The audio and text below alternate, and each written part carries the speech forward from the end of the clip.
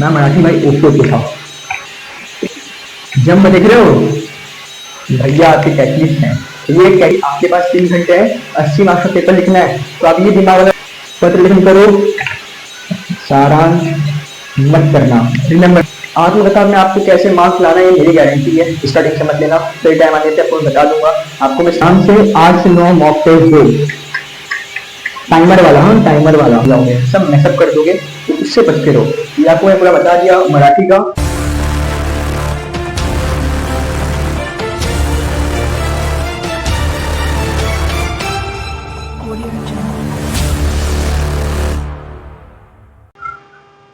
So hello entrepreneurs, कैसे हो आप लोग? Your techlist guys here.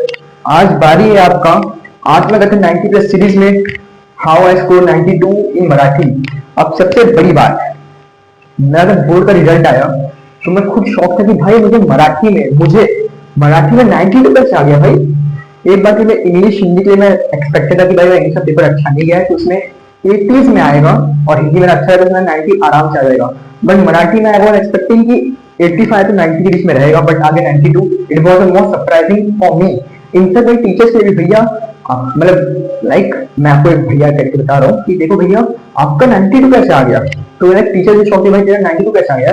मैं miss at the same time मेहनत भी था यार।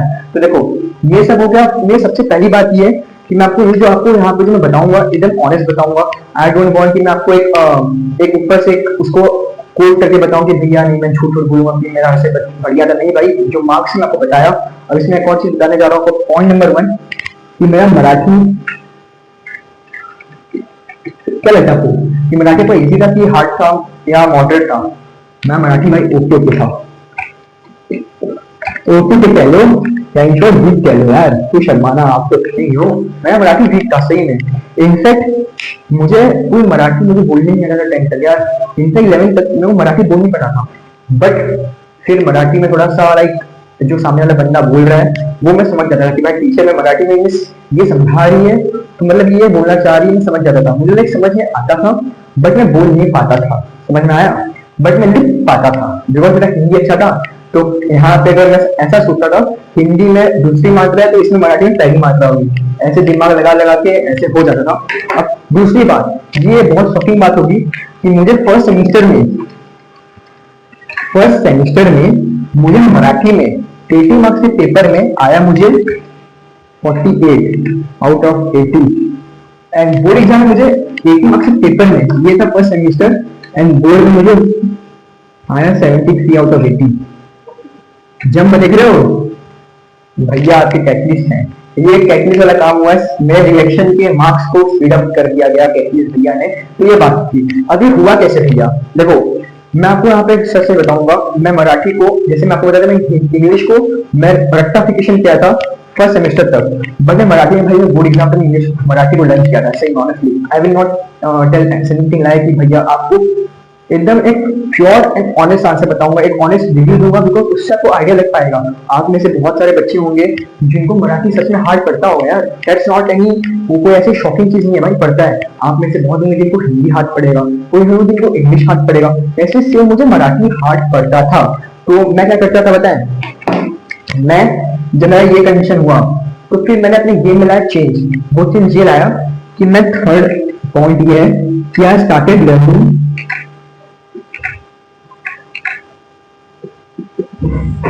पहला आपको मैं so much लर्न कर देता था हर चैप्टर का।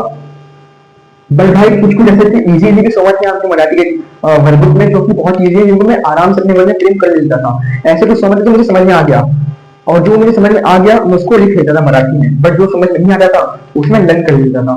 अभी मेरा समझ का लर्न कर लेता था, फिर मेरा आता है स्कूल वाचन को भी मैं लर्न करता था यार। एक मिनट मैं एक चीज को लर्न नहीं किया हूँ, वो है आपका सूर्य और पंथी की कहानी, मतलब सूर्य और पंथी का जो डायलॉग था वो वाला।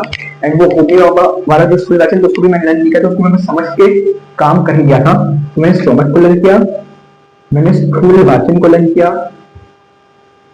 ये दो चीज मैं लर्न किया था। हाँ, एक और चीज जो कि बहुत इंपॉर्टेंट है, इसमें ये लिखूंगा भाई, इसमें ये आप भी करना, जो कि इंपॉर्टेंट है कि मैंने आत्मीय, समानार्थी, विरोधार्थी, इनको नहीं लर्न किया था भाई, इसमें कोई बुराई नहीं है भाई, करना चाहिए, ये आपका टाइम बचाएगा। कोई आप क्या पैसे में से आंसर ढूंढते फिरोगे? नहीं भाई, आपके पास 3 घंटे हैं, 80 मार्क्स का पेपर लिखना है, तो आप ये दिमाग वाला तो लर्न नहीं करूंगा, इसे इजी है, आराम से कर ले जाओगे। एक चैप्टर के समानार्थी विरोधार्थी मिला जुला के भी आराम से, बस मात्र 8 से 10 विरोधार्थी समानार्थी होंगे और वो वचन बदला वाले ये सब तो इजी है, तो आप कर लो, आपका काम हो जाएगा। मैं ऐसे करता था भाई, आपको मैं सोच के बोलूँ। एंड मैंने एक और काम किया जो कि मैं इंग्लिश हिंदी के नहीं किया बिकॉज मुझे अपने ऊपर कॉन्फिडेंस था ग्रामर में, बट मैं मराठी के लिए मैंने बुक बनाया था और ग्रामर। हाँ भाई, बेसिकली स्कूल में बुक आपको बनाया जाता है मराठी इंग्लिश हिंदी तीनों के लिए, बट भाई आपका भाई बुक इंग्लिश करता था क्योंकि मैं एक दोस्त की पीडीएफ से पढ़ लेता था, लाइक उसमें मेरा भाई फोटो भेज और फोटो भेजता था, और क्लासेस में करवाते थे, ये चीज क्लासेस में करवाते थे, तो मैंने कहा कि भाई क्लासेस में लिखो, स्कूल में लिखो, उससे बढ़िया क्लासेस का फॉलो कर लूँ। मैं क्लासेस में मैं बुक बनाया था इंग्लिश में मराठी के लिए, पर मैं मराठी के स्पेसिफिकली स्कूल में ग्रामर के लिए बुक बनाया था बिकॉज मुझे पता था कि ऑलरेडी मैं यहाँ पे स्ट्रगल कर रहा हूँ, जब मैं यहाँ पे स्ट्रगल कर रहा हूँ तो क्यों मैं ग्रामर में स्ट्रगल करूँ, मैं मार्क्स क्यों यूज करूँ, तो मैं मराठी में ऐसा करता था। एंड ये जो नेक्स्ट पॉइंट है वो आपको पता ही होना चाहिए कि भैया मैंने मराठी के लिए पैटर्न फिक्स कर दिया था,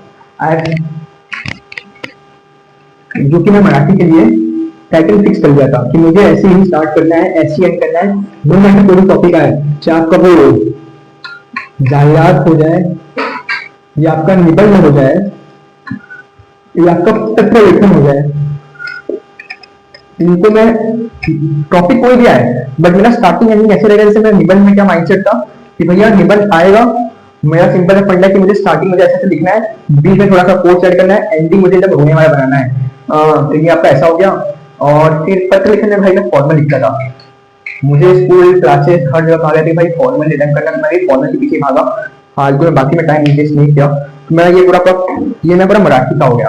और एक और इसमें पॉइंट आपको बता दूं, वो पॉइंट आपको पता होना चाहिए भाई, मॉक वाला। देखो आपको पता है कि मैं मराठी वीक था, तो चीज यार इतना जो वीक है उसको स्ट्रॉन्ग में बनाओ, तो मैं क्या किया पता है, मैं मराठी में आई गेस अराउंड 7 से 8 मॉक टेस्ट दिया एंड उसको मैंने चेक करवाया बाय स्कूल टीचर।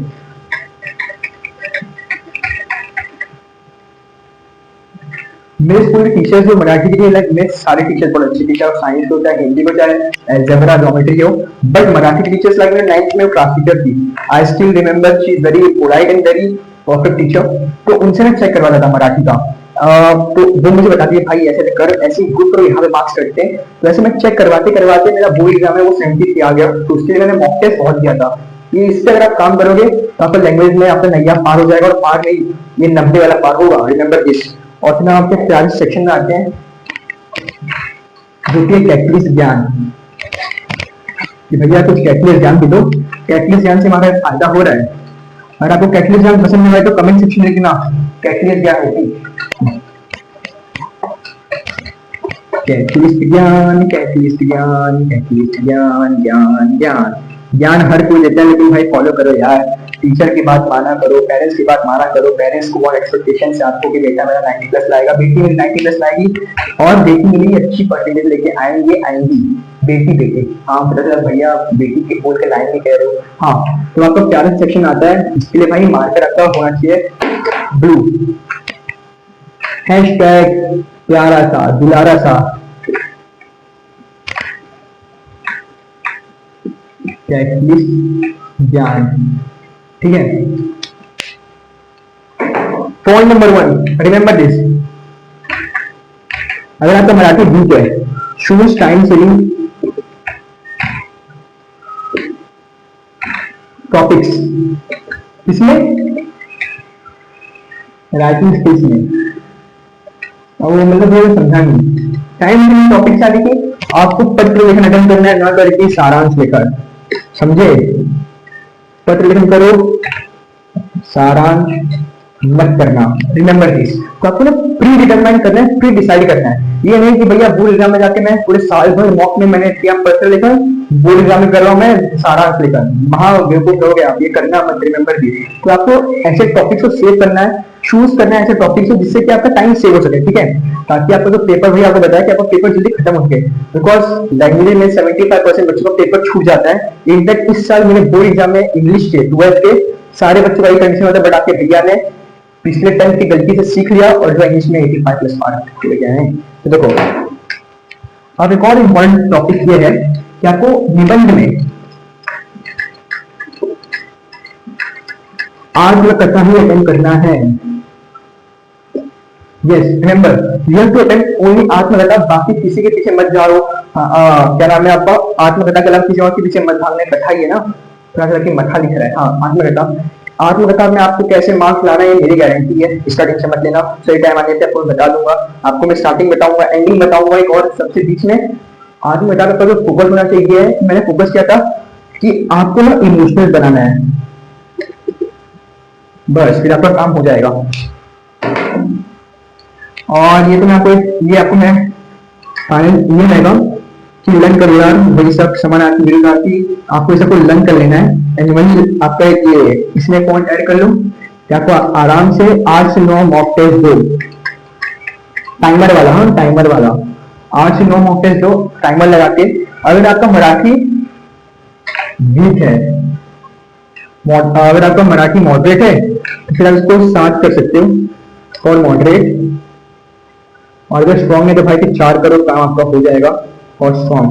तो इसका जो आपका जो 4 कर रहे हो, तो आपका जो वीक है जैसे इंग्लिश और हिंदी में, उसमें आप फोकस करना तो आपका उसमें काम हो जाएगा। तो ये आपका पूरा ये आत्मकथा का पूरा सीरीज होगा, किसके लिए, मराठी में, ठीक है। That's all from this video. I hope आपको इस वीडियो में बहुत कुछ चीजें समझ में आया होगा। एंड मैंने आपको एकदम ऑनेस्ट रिव्यू दिया है, ये नहीं कि भैया मैं आपको हर वीडियो में अपना तारीफ करूं, नहीं, जो रियल है सब सी। एक चीज याद रखना, अगर आप जेन्युइन रहोगे अपने स्टूडेंट्स के साथ, अपने पेरेंट्स के साथ, अपने टीचर्स के साथ या किसी के साथ, तो सामने वाले बंदे को आपके ऊपर ट्रस्ट हमेशा रहेगा। एंड इस दुनिया में इस टाइम में ट्रस्ट इज वेरी इंपॉर्टेंट। तो मैं आपको यही सब बता रहा हूँ, आप रिलेट कर सकते हो। मैं ये नहीं कहूँगा कि भाई मैं मराठी को, भाई मैं मराठी सीखता हूँ, मैं इसको लर्न कर उसको खुद से लिखा नहीं भाई, ऐसा बात नहीं है। आई एम नॉट गॉड की मुझे हर चीज आए, नहीं भाई, कुछ कुछ होता है जहाँ पे मैं स्ट्रगल करूंगा, एंड मैं किया है एंड मुझसे सीखा है, एंड मुझे सीख के वो मैं वीक को मैं यहाँ पे मार्क्स लेके आया हूँ। देखिए, तो मैं देखो एट द गोल इज कि वो सीखना है, समझना है एंड ये मार्क्स लेके आना है, उसमें कोई बुराई नहीं है, आप लर्न कर लोगे। हाँ, आप इसको लर्न करें तो भाई आपका हिंदी इंग्लिश आप अच्छे से कर सकते हो समझ के। ये दिमाग लगाना है, आपको सारे चैप्टर्स को सोच समझ के टाइम देना है। ये नहीं कि हर सैटरडे संडे हर चैप्टर को रिवाइज करो, सारे सब्जेक्ट्स को नहीं। जैसे मैंने आपको बताया कि साइंस को आप 20-25 मिनट रिवाइज करो हर दिन, हिस्ट्री को आप बस सैटरडे संडे में रिवाइज करो, किसी एक दिन, किसी सैटरडे संडे में किसी एक दिन, और ज्योग्राफी का अपने एग्जाम से पहले आपका काम हो जाएगा। मैथ्स को भी आपको टाइम देना रहना है लाइक सॉल्व करने के लिए। तो ये आपका प्लानिंग होना चाहिए, इसमें आपको ज्यादा दिमाग मत लगाओ, बिकॉज एट दी एंड आप मैस कर जाओगे, सब मैसअप कर दोगे, तो उससे बच के रहो। ये आपको मैं पूरा बता दिया मराठी का। So that's all from this catalyst ज्ञान। I hope आपको पसंद आया होगा। At last 1 epoxy painting समझ में आ रहा है भाई? 1 epoxy painting मैं पता चले भैया क्या बोल रहे हैं समझ नहीं आ रहा है। 1 epoxy painting का मतलब होता है कि I love you all, मेरे प्यारे से अंतस पंतस मैं आप लोगों को बहुत ज्यादा 1 epoxy painting करता हूँ। मजा आएगा आपको ये भी। चलो फिर मिलते हैं हमारे अगले वीडियो में।